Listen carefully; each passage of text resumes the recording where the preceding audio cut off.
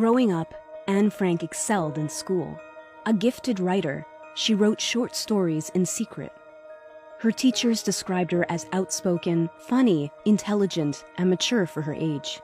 May 1940, Nazis invade the Netherlands and begin persecuting Jews.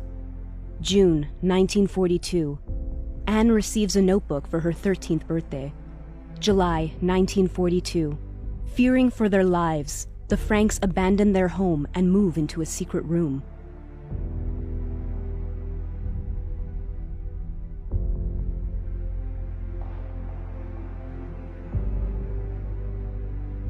The small secret room was behind a bookcase in her father's factory.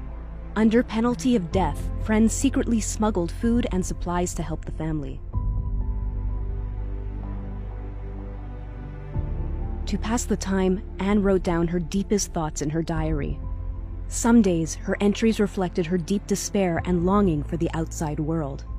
Other days, they detailed the suffering Jews faced under Nazi rule. The small act of writing helped maintain her spirits and would one day inspire the world. Soon, the Franks were joined by the von Pels family and their shy teenage son, Peter. Anne started to fall in love with Peter, but fearing her father's disapproval, she could only write about her feelings in her diary. Peter would be Anne's first and last kiss. August 1944, a security guard investigates a burglary at the factory and notices a strange bookcase. Betrayed, the Franks were arrested by the secret police, thrown onto a train, and forcibly deported to Auschwitz, the biggest and most notorious concentration camp.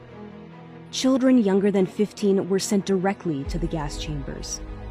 But Anne was spared, having only just turned 15.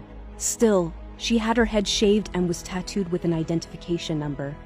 She was forced to haul rocks and dig earth. Anne did her best to stay strong and helpful, caring for the weak and entertaining the sick, but broke down crying as she watched young children being led to the gas chambers. Housed in overcrowded barracks, with poor sanitary conditions, disease was rampant. Anne's sister fell from her bunk and in her weakened state, died. Anne died soon after. The exact date is not known. January 1945.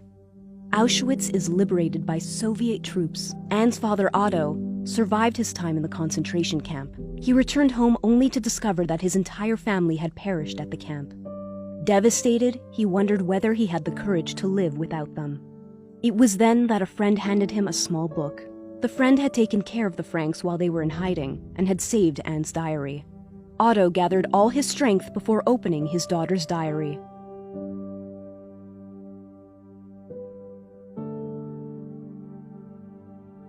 Moved by Anne's words and her hope for a better world, Otto compiled her entries into a book.